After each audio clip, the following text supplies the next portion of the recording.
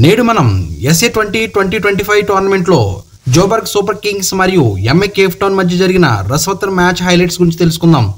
ముందుగా బ్యాటింగ్ వచ్చిన MI Cape town తన ఇన్నింగ్స్ ఆరంభంలోనే తడబడింది. మరోవైపు రాసి వాండే డెసెన్, కానర్ హెస్టర్ హుయిజెన్, కాలింగ్ ఇంగ్రామ్ తక్కువ స్కోర్లకే పెవిలియన్ చేరారు. 9వ ఓవర్ ముగిసేసరికి ఎంఐ సిటీ 4 వికెట్ల నష్టానికి 30 పరుగుల వద్ద కష్టాల్లో పడింది.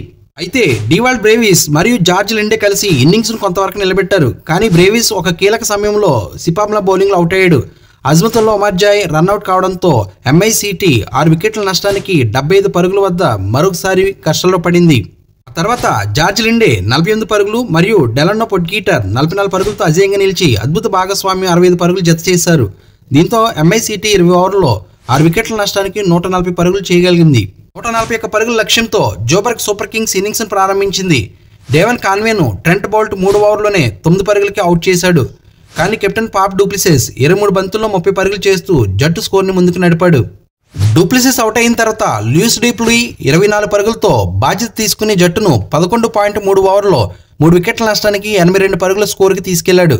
అదే సమయంలో వర్షం ఆటను నిలిపివేసింది. వర్షం కారణంగా మ్యాచ్ మళ్ళీ ప్రారంభం కాలేదు. కానీ జోబర్గ్ సూపర్ కింగ్స్ డీలెస్ పద్ధతిలో 6 పరుగుల ఆధిక్యంలో ఉండడంతో విజయం సాధించింది. మ్యాచ్ హైలైట్స్ని ఒకసారి పరిశీలిద్దాం.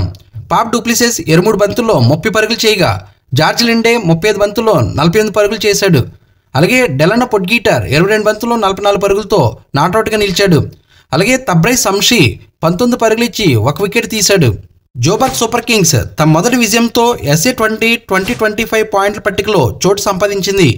ఎంఐ కేప్ టౌన్ బౌలర్లు మరియు బ్యాట్స్మెన్లు చేసిన ప్రయత్నం తక్కువగా ఉండడంతో జట్టు నిరాశ ఎదురైంది. ఫ్రెండ్స్, ఈ వీడియో నచ్చితే లైక్ చేయండి. మరిన్ని ఇంట్రెస్టింగ్ వీడియోస్ కోసం మన ఛానల్ సబ్స్క్రైబ్ చేసుకుని బెల్ ఐకాన్ యాక్టివేట్ చేసుకుంటే నేను పోస్ట్ చేసే నెక్స్ట్ వీడియో మీకు నోటిఫికేషన్ వస్తుంది. Thank you for watching. జై హింద్.